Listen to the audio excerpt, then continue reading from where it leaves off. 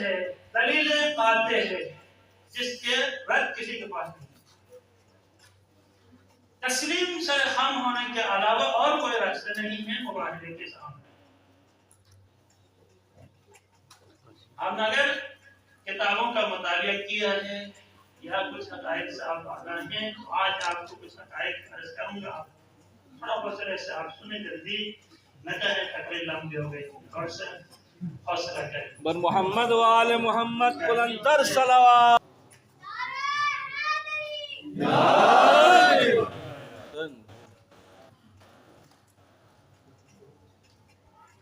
یہ تینوں افراد کے سامنے جب پیغمبر نے مباہلے کا دعوت دی تو انہوں نے کہا بات تو صحیح ہے، لیکن اس معاملے میں ہم اپنے بڑوں کے ساتھ مشورہ کر کے وہ گئے اور اپنے جو خود تھے سب سے بڑے ان کے عالم دین تھے ان کے ساتھ دیگر مشاورین کے ساتھ بیٹھ کے انہوں نے پیغمبر کا پیغام ایک غور کرنا شروع کیا۔ پھر اس وقت آدم نے انہوں نے کہا بات تو صحیح ہے، ایسا ہونا چاہیے، اگر ہم حق پہ ہیں تو کوئی مذائقہ نہیں کہ ہم مباہلے کریں، لیکن صرف یہ دیکھنا ہوگا کہ کل پیغمبر مباہلے کے لیے کن قسم کے افراد کو لے کے آتے ہیں۔ اگر پیغمبر اپنے روب اور دبدبے کے ساتھ آئیں گے، بڑا لشکر لے کے آئیں گے، بڑے بڑے صحابہ کبار کو لے کے آئیں گے، تو پھر آپ سمجھ لینا کہ ان کے ساتھ مقابلہ کرنا ہے، کیونکہ وہ ظاہری شوشہ کر رہے ہیں، باطن کچھ نہیں ہے، ظاہری شوشہ کر رہے ہیں، اپنے روب اور دبدبہ بٹھانا چاہ رہے ہیں، تو ہم اسے مروب نہیں ہوں گے۔ لیکن اگر وہ اپنے مخصوص افراد کو لے کے آئیں گے تو پھر وہاں پہ ہمیں ان کے ساتھ مباہلہ نہیں کرنا، کیونکہ کوئی بھی بندہ حقیقت کو جانتا ہے تو وہ جو ہے کبھی بھی اپنے خاص افراد کو خطرے میں نہیں ڈالتا۔ اب جب وہ خاص افراد کو لے کے آتا ہے تو مطلب ہے کہ کچھ حقانیت ہے جس کی وجہ سے انہوں نے اپنے خاص افراد کو سامنے پیش کرنا ہے۔ لہٰذا انہوں نے جب مباہلے کا وقت آیا اور طے ہوا کہ فلاں دن مباہلہ ہوگا اور اس مقررہ جگہ جہاں پہ ایک دوسروں کے ساتھ مباہلہ کرنا تھا وہاں پہ جب نجران کا وہ وفد یا افراد آئے اس جگہ پہ، اب انتظار کر رہے تھے کہ پیغمبر کن کو لے کے آ رہے ہیں۔ پیغمبر نے الفاظ تو جمع کے استعمال کیے تھے کہ ہم جو ہے اپنے بیٹوں کو لے کے آئیں گے، آپ اپنے بیٹوں کو لائیں، ہم اپنی عورتوں کو لے کے آئیں گے، آپ اپنے عورتوں کو لے کے آئیں گے، ہم اپنے مردوں کو لے کے آئیں گے، آپ اپنے مردوں کو لے کے آئیں گے، تو سید تو جمع کریں۔ خیال ان کا یہ تھا کہ بہت سارے لوگ آئیں گے، لیکن جب دیکھا جو آنے کی کیفیت تاریخ میں بیان ہوئی ہے وہ کیفیت یہ تھی پیغمبر کے ہاتھ میں اولائے کائنات کا ہاتھ ہے، اس کے سامنے ان کے دونوں بچے حسن و حسین علیہ السلام اور پیچھے بیوی فاطمہ زہرا السلام، یہ 5 کرانے بس ان کو پنجتن علیہ السلام کہتے ہیں۔ یہ 5 افراد انہوں نے دیکھ کے ہی اس پر آدم نے کہا نہیں مقابلہ نہیں کرنا۔ مذاکرات کے لیے وفد پیغمبر کی خدمت میں بھیجا گیا، اس وفد نے کہا یا رسول اللہ ہم آپ کے ساتھ مباہلہ کرنے کے لیے نہیں آئے ہیں، معاملہ کرنے کے لیے، مصالحت کرنے کے لیے، ہم مقابلہ نہیں کرنا چاہتے ہیں ان حسین کو دیکھ کے کہ کہیں یہ آسمان ہمارے اوپر ٹوٹ نہ پڑے اور ہماری نسلیں اور شجرہ جس طرح شاعر نے کہا کہ شجرہ ہمارا ختم نہ ہو، کہ ایسا علیہ السلام کا نام لینے والا دنیا میں شاید بڑی باتیں نہ رہے اگر ہم ان ہستیوں کے ساتھ مقابلہ کریں۔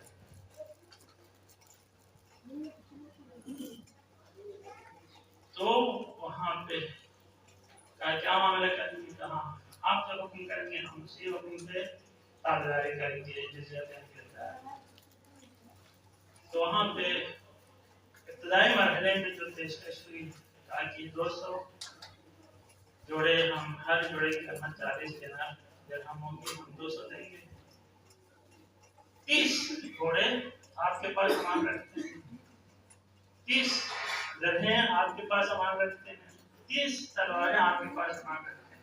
اگر ہم نے یمن میں اسلام کے خلاف کوئی بھی حرکات و سکنات میں تو آپ کو ضرورت کریں، لیکن ہم جو ہے کبھی بھی آپ کے لیے مزاحم نہیں بڑھیں اور نہ ہی کسی شروط کے ساتھ دیں گے۔ یہ معاہدہ کر کے جزیہ قبول کر کے جزیہ دے کے ہمیشہ کے لیے شکست تسلیم کر کے ہونا چاہیے۔ یہ خدا شاہد ہے۔ اب یہاں پہ دیکھیں عیسائیوں نے وہ بات کہی کہ اگر صحابہ ہیں تو لڑنا ہے،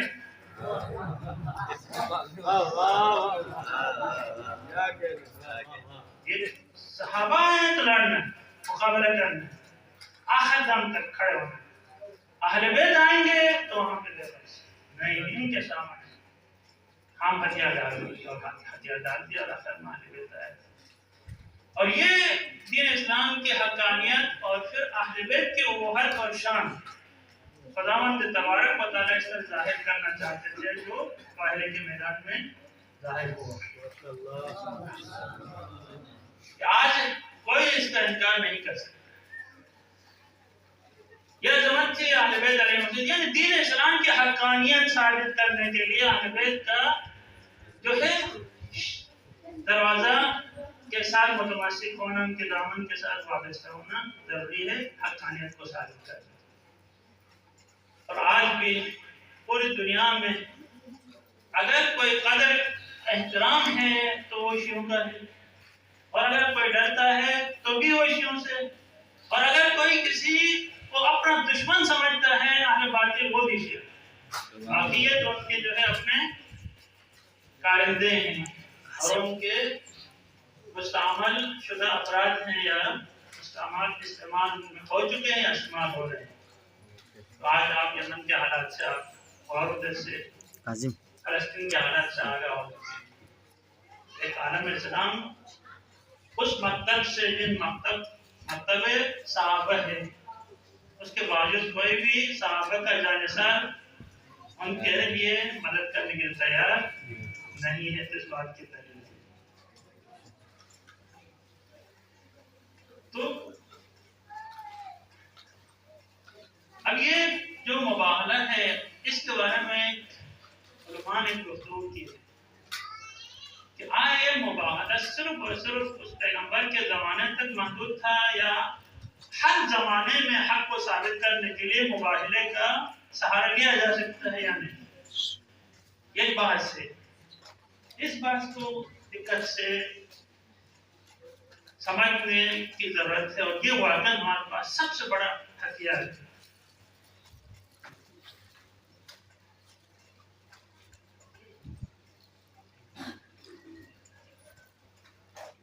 تو اس میں کہا یہ جو آیت آئی ہے سورہ عمران کے 61 نمبر کی، اس آیت سے تو یہ ثابت نہیں ہوتا کہ ہر زمانے میں اسی طرح مباہلہ کیا جا سکتا ہے، یہ ثابت نہیں ہو سکتا۔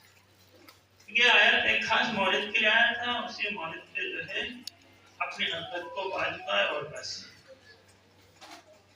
لیکن ملاد اور معیار کے اعتبار سے ہر زمانے میں حقانیت سے کوئی منکر ہو تو اس کو سمجھانے کے لیے یعنی مباہلے کا سہارا لیا جا سکتا ہے۔ اس کے لیے ہمارے پاس عالم معصوم علیہ السلام کی طرف سے احادیث بھی موجود ہے کہ مباہلہ کا سہارا ہر زمانے میں لیا جا سکتا ہے حقانیت کو ثابت کرنے، حتیٰ وہ حقانیت چاہے بین ادیان ہو، بین مسالک ہو، یا بین گروہ ہو، یا بین اشخاص ہو۔ ہر زمانے میں مثلا میرے ساتھ کوئی بندہ کسی بات پہ اختلاف کرے تو میں اپنی بات کو ثابت کرنے کے لیے مباہلے کا سہارا لے سکتا ہوں۔ اگر مجھے اتنا یقین ہے کہ میں حق پہ ہوں، جس طرح پیغمبر کو یقین تھا کہ ہم حق پہ ہیں، یاد اپنے خاندان کو لے کے گئے. وہ مباہلہ کیا ہے؟ مباہلہ آپ سب جانتے ہیں. مباہلہ کہتے ہیں ایک دوسروں کو خدا کی رحمت سے دور کرنے کا فیصلہ ہے. لغت کے اعتبار سے جس انسان کو اپنے ہاتھ پہ چھوڑ دیا جائے، مثلا وہ بکری جو دودھ دیتی ہے اس کے تھن کو باندھ دیا جاتا ہے، کوئی گلاب لگا کے اس کو تھن کو باندھ دیتے ہیں، لیکن جب اس کا دودھ کم ہوتا ہے تو اس تھن کو اٹھا کے چھوڑ دیتے ہیں، تو اس بکری کو کہتے ہیں باہل. یہ بکری باہل ہے، یعنی اب اس کی ضرورت باقی نہیں رہی، آزاد. تو مباہلہ میں اسی طرح ہے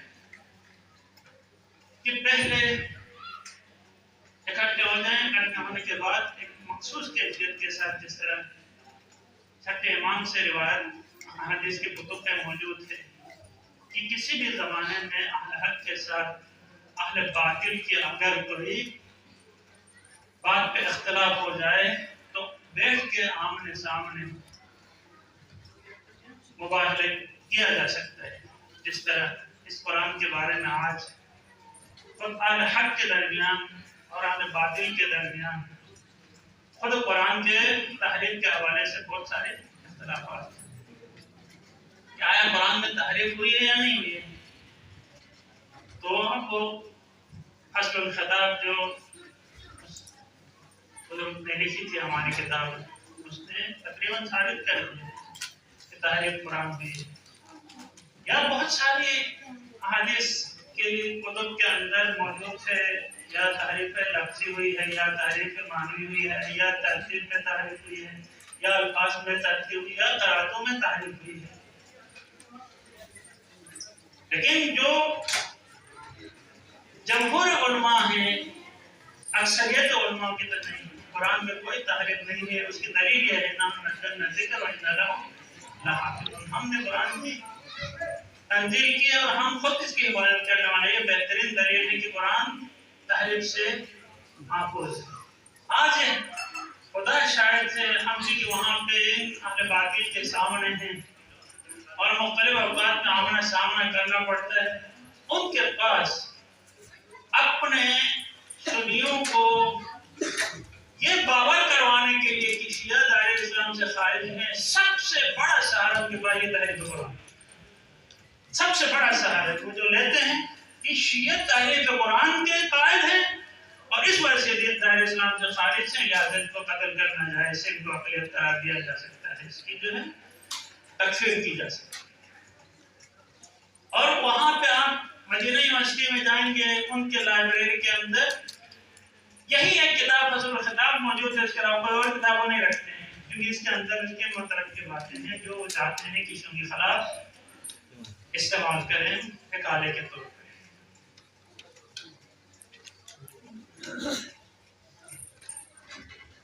تو ایسے مرحلے میں جن علماء سے میرا واسطہ پڑا ہے اور جن کو میں جانتا ہوں کہ میری دانش کے مطابق جو زمانہ عصر میں جو عالم دین سب سے بڑے عالم دین گزرے ہیں، وہ عالم دین ہیں علامہ شیخ حسن زادہ آمری. یہ عجیب انسان تھے. ان کے حالات اور واقعات سے اگر آپ باخبر ہیں تو ٹھیک نہیں ہے تو آپ پڑھ لیں ان کے حالات زندگی کہ اس زمانے میں اگر واقعاً کوئی بندہ عالم تھا جو تمام علوم پہ مان رکھتے تھے، شیخ بہائی کے بعد یہ بندہ تھا. علم نجوم، علم فلسفہ، علم ریاضی، علم عرفان، علم اخلاق، علم تفسیر اور علم فقہ، علم اصول، جتنے بھی علوم ہیں ان سب میں وہ مہارت تھے. جن کتابیں لکھی ہیں، ایک ہمیں کی عرفان کی کتاب تھی، اس کا اس نے تشریح کی تھی، دروس دیے تھے. یہ اپنے آپ کو بھی دھوکہ دے رہے ہیں، خدا کو بھی اور مومنین کو بھی دھوکہ دے رہے ہیں، لیکن ان کو اس کا اعتراف نہیں ہے. اب یہ سارے تقوی جو ہمیں کارکردگی دکھائی ہے، ہم اس کو نظر انداز کر کے مستحبات کے ذریعے سے نظر کے کہاں ہوں گے نا، خدا سے وہ بہت ہمارے لیے بہت گران ہے۔ واجبات کو چھوڑ کے، محرمات کو چھوڑ کے مستحبات کے ذریعے سے ہم اپنا نجات تلاش کریں گے، تو ایسا نہ ہو کہ کل خدا ہمیں یہ نہ کہے وہ معاف کر دے۔ لہذا آپ علماء کرام سے 10 بستہ گزارش ہے کہ آپ اپنے زمانے کے اہل سنت وہابی دیوبندی اس وقت کام کر رہے ہیں، اگر کوئی مولوی آپ سے زیادہ قرآن کو معاشرے میں پھیلانے میں، اپنا دین پھیلانے میں، اپنا کردار دکھانے میں آپ سے بہتر ہے، تو پھر امام صادق علیہ السلام کا وہ فرمان 1000 کی آبادی ہو اور وہاں پہ ایک بندہ بھی آپ سے بہتر ہے تو آپ اپنا آپ کو شیعہ نہ کریں۔ یہ میرا ہے ائمہ علیہ السلام کا۔ مگر آج کیوں امام ظاہر نہیں ہوتا ہے؟ ہارون مکی کی بات آپ کو معلوم ہے کہ ہارون مکی نے کیا، اس وقت جب خراسان سے کوئی شخص چھٹے امام کی خدمت میں آگے کہا، یا امام ہم تو اس انتظار میں ہے کہ آپ اعلان جہاد کریں گے، ہم قیام کریں گے، ہم آپ کے ساتھ دیں گے۔ کہ آپ کہاں سے ہیں؟ فلاں علاقے سے ہیں، وہاں پہ آپ کے ماننے والے بہت زیادہ ہیں، آپ کے ماننے والے بہت زیادہ ہیں۔ امام نے کہا، وہ دیکھو اس پہاڑی کے اوپر جتنی بکریاں چل رہی ہیں، اتنے افراد میرے پاس ہوتے تو مجھے میرے اوپر واجب تھا میں قیام کرتا۔ جب وہ سائل کہتا ہے میں نے جا کے پوچھا تو 17 یا 18 بکریاں تھیں۔ مولا علی علیہ السلام جب خلافت کے غصب ہونے کے بعد مولا کائنات امیر المومنین لوگوں کے گھروں پہ گئے اپنا حق جتانے کے لیے، آخر میں کچھ لوگوں نے ساتھ دینے کا وعدہ کیا۔ مولا کائنات نے کہا آپ لوگ صرف 40 افراد میرے ساتھ دیں، صرف 40 افراد، میں اپنا حق چھین لوں گا، صرف 40 افراد میرے ساتھ دیں، یہ ہم واپس لوں گا۔ کہا ہم ساتھ ہیں مولا، 40 افراد کہاں ساتھ ہیں؟ یہ آپ سلیم نے کیسے ہلالی کی کتاب پڑھے، وہاں پہ یہ جو آیت موجود ہے۔ کہا 40 افراد، ہاں ہم 40، کہاں من تیار ہے؟ کہا بس آپ تیار ہیں تو کل فلاں چوراہے پہ آپ آ جائیں، اپنے سر کو منڈوا کے اپنے تلوار کو ننگا کر کے لٹکا کے آ جائیں، وہیں سے ہماری نشانی ہوگی، وہیں سے حق کے لیے ہم حق کے حضور کے قیام کریں گے۔ مقرر وقت پہ مولا کائنات جو ہے وہاں اپنے جگہ پہ گئے تو صرف 4 افراد آئے تھے، 40 میں سے 4 افراد۔ کہا 4 افراد کے ذریعے سے کوئی حق حاصل نہیں ہوتا، چلو جاؤ اپنی زندگی کرو۔ یہ باتیں آپس میں چھٹے امام کے ساتھ ہو رہی تھی، اتنے میں ہارون مکی آئے، اس سے پہلے یہ تنور کو گرم کرنے کا حکم دیا، تنور گرم ہوا، مولا نے اسے کہا آپ جاؤ اس تنور میں چھلانگ مارو اندر، دیکھتا ہوں آپ میری بات مانتے نہیں، میں قیام کرنا ہے یا نہیں کرنا۔ اس نے کہا مولا ابھی تو اس کے لیے میں تیار ہو کے نہیں آیا تھا، وصیت نہیں کیا ہے، میں نے اپنے بچوں کے لیے مبادات کے لیے زیادہ جمع نہیں کیا، میں کیسے آپ کے اوپر چھلانگ ماروں؟ اگر استاد سنو، آپ میں پوچھنے کے بعد آپ انکار کر رہے ہیں۔ مولا چھٹا امام کہتا ہے آگ کے اندر گھسو، کہتا ہے میں آگ نہیں گھسوں۔ اتنے میں ہارون مکی آیا، السلام علیکم یا عبداللہ۔ ہارون مکی تنور گرم میں چھلانگ مارا، ہارون مکی نے تنور کے اندر چھلانگ مارا، اوپر سے ڈھکنا بند کر دیا اور بندے کے ساتھ گفتگو مصروف تھا، یہ پریشان ہو رہا بھی ہوتا جل کے راہ ہوا۔ اتنے میں امام نے ڈھکنا اٹھایا، ہارون باہر آ گیا، جب وہ آئے تو باہر آ کے کہا اے میرے شیعہ ہونے کے دعویدار، ایسے شیعہ کتنے ہیں آپ کے علاقے میں؟ ایسے شیعہ کتنے ہیں جو مجھے قیام کرنا ہے؟ اگر سچ بتائیں تو ایسا شیعہ ایک بھی نہیں، پھر کہا کیسے؟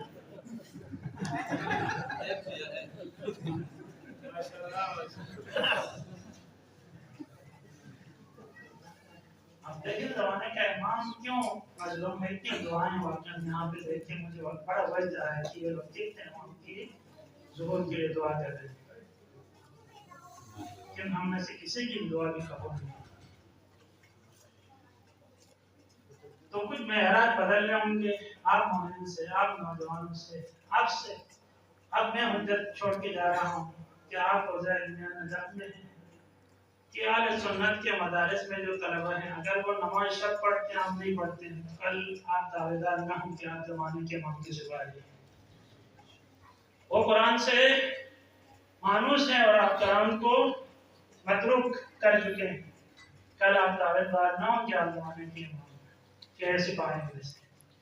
وہ احکام شریعت اور شرع کو دین کو پھیلانے میں اتنے خواہشاں ہیں تبلیغ کے نام پہ، اور ہم یہاں پہ بیٹھ کے اس وقت جو ہے طلبگی کے جو ہے مزے اڑا رہے ہیں، تو پھر کل یہ نہ کہیں کہ ہم ان کے ساتھیوں میں سے ہیں۔ الجنہ محفوف بالمکارہ، جنت جو ہے ایسی آسانی سے نہیں ملتی ہے، کچھ دنیا میں نفسوں کو شکست دینا ہوگا، تکالیف برداشت کرنی ہوں گی، پھر جو ہے جا کے آپ جو ہے کل نجات کی امید پیدا کی جا سکتی ہے۔ لہٰذا آپ